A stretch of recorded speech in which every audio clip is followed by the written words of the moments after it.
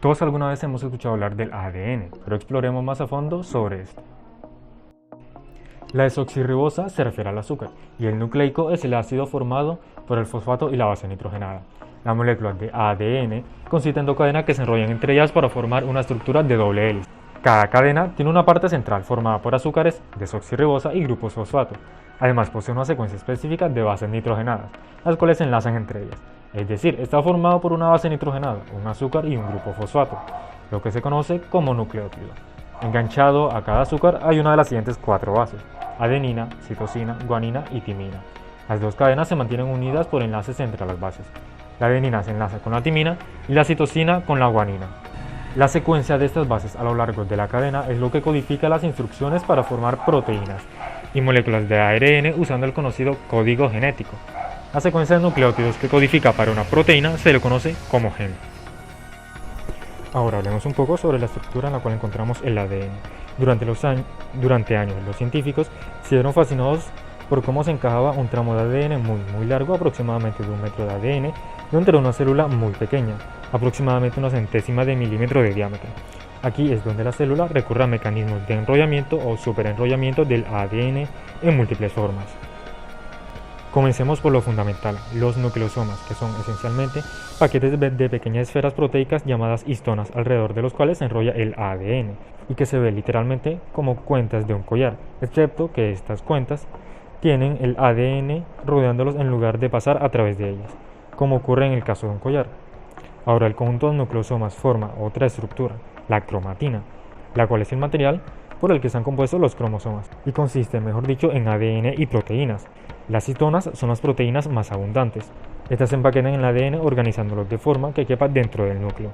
Por lo tanto, la cromatina es la manera en la que el ADN se estructura dentro de la célula. Todas estas estructuras permiten enrollar aún más el ADN. Pero aclaremos esta parte, el ADN no se encuentra siempre enrollado. Cuando es necesario para crear una proteína, este se desenrolla según sea necesario. Sabemos también que hay proteínas que están constantemente sintetizándose, por lo cual la información para hacer ello debe ser fácil y rápido acceso, es decir, más accesible. Aquí es donde entra la eucromatina, las cuales son regiones del ADN cromosómico poco o menos condensadas, también llamadas cromatinas relajadas. Por otro lado, la heterocromatina posee un mayor grado de condensación. Esta, por lo regular, son pobres en genes o están silenciados y transcripcionalmente inactivas. De esta forma, el ADN se empaqueta y desempaqueta según sea necesario. Pero veamos, ¿por qué es necesario esto? En este ADN guardamos la información genética necesaria para codificar las proteínas. Y las proteínas son las armas de la vida. Sin ellas, nada es posible. A este proceso se le conoce como dogma central de la biología molecular e inicia así. Veamos ahora la replicación del ADN. Antes de sintetizar la proteína se debe leer el ADN desenrollado y duplicarse de forma semiconservativa. Como sabemos, el ADN está conformado por dos cadenas complementarias de nucleótidos que se unen entre sí por bases nitrogenadas específicas, guanina con citosina y timina con adenina, debido a que las dos cadenas complementarias del ADN parental, al establecerse, sirven de molde para la síntesis de una nueva cadena. Gracias a ellos, el ADN tiene la propiedad de reproducirse idénticamente, lo que permite que la información genética se transmita de una célula madre a una célula hija exactamente igual. Pero a ver, veamos cómo funciona esto. Primero, una enzima, la topoisomerasa, relaja la tensión provocada por el superenrollamiento del ADN al abrirse las dos hebras. Después viene una molécula, que literalmente es una hélice, la helicasa, que rompe los puentes de hidrógeno de la doble hélice, abriendo las dos hebras, permitiendo el avance de la horquilla de replicación. Venga, pero que no es tan sencillo. Hay una proteína, es decir, una enzima, que estabilizan las cadenas abiertas y las mantienen separadas una de otra. Porque si no sucede eso, estas vuelven a unirse, los puentes de hidrógeno vuelven a restablecerse. Después de esto hay un cebador o un primer de fragmentos de ARN que se unen a la cadena molde por puentes de hidrógeno para que el ADN polimerasa 3 reconozca dónde debe unirse para empezar a añadir nucleótidos. El ADN polimerasa 1 reemplaza los cebadores de ARN por los nucleótidos de ADN. Después se corrigen unos cuantos errores que se pueden dar durante la transcripción.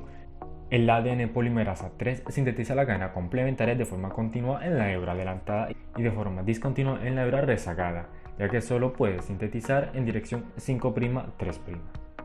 Ahora, el ARN primasa sintetiza el cebador de ARN necesario para la síntesis de la cadena complementaria a la cadena rezagada.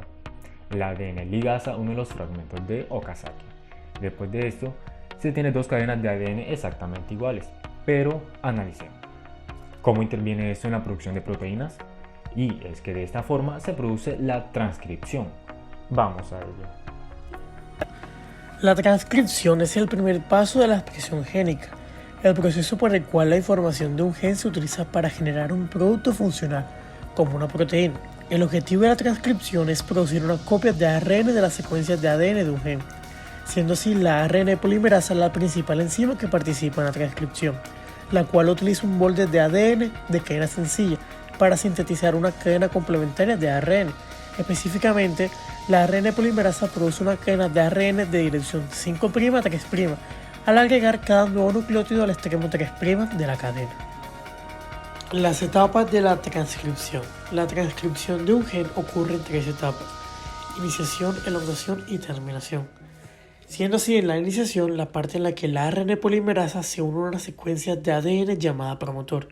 Un promotor no es más que una región del ADN que controla la iniciación de la transcripción de una determinada porción del ADN a ARN, siendo así que cada gen tiene su propio promotor.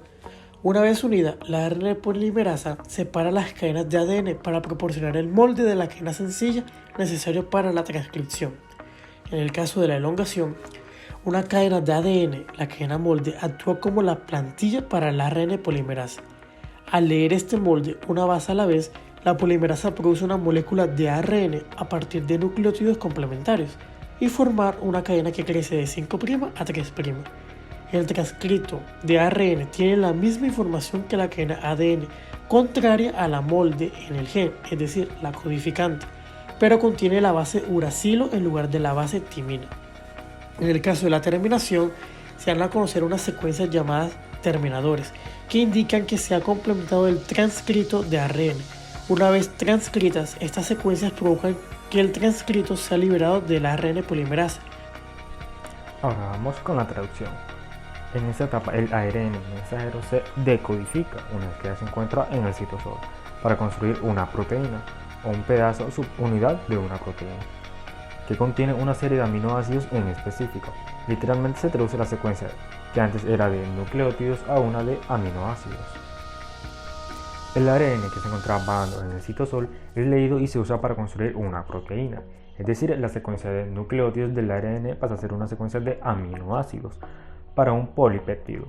En un ARN mensajero, las instrucciones para construir un polipéptido son los nucleótidos de ARN A, U, C, G, que se leen en grupos de 3. Estos grupos de 3 se conocen como codones. Hay 61 codones para los aminoácidos y cada uno se lee para especificar un cierto aminoácido de los 20 que se encuentran comúnmente en las proteínas. Este proceso es guiado, o podemos ilustrarlo mejor mencionando el código genético, que determina qué codón traduce qué aminoácido. Por ejemplo, el codón CAU traduce para el aminoácido histidina, o el codón GAC traduce para el aminoácido asparagina. Pero, ¿quién realiza ese proceso? La estructura encargada de leer cada codón del ARN mensajero y poner los aminoácidos correspondientes son los ribosomas. En esa parte interfiere además el ARN de transferencia. Ese ARN es el puente entre el codón y el aminoácido correspondiente. Un extremo del ARNT posee una secuencia de 3 nucleótidos conocida como anticodón, que se une con su codón específico de la cadena de ARN mensajero, y además contiene en el otro extremo el aminoácido específico correspondiente a este codón. Los ribosomas están formados por dos unidades, una grande y una pequeña, que se unen alrededor del ARN mensajero y proporcionan los lugares adecuados para que los codones del ARN-M se unan con los anticodones correspondientes en el ARN de transferencia y entregar los aminoácidos correspondientes. Esos huecos se llaman P, A y E, pero además el ribosoma actúa como una enzima que cataliza la reacción química que une los aminoácidos para formar una cadena de polipéptidos. El sitio P se refiere a peptidil, A aminoácido y E exit o sitio de salida. Ahora veamos cómo es el proceso. Primero el ribosoma se ensambla alrededor del ARN mensajero y el primer ARN de transferencia, es decir, el de iniciación, que es exactamente AUG, que es metionina, marca el ''inicio de la traducción. Posteriormente el ARN mensajero se elonga y es leído un codón a la vez desde el extremo 5' al extremo 3', colocando el aminoácido correspondiente a la cadena de polipéptidos.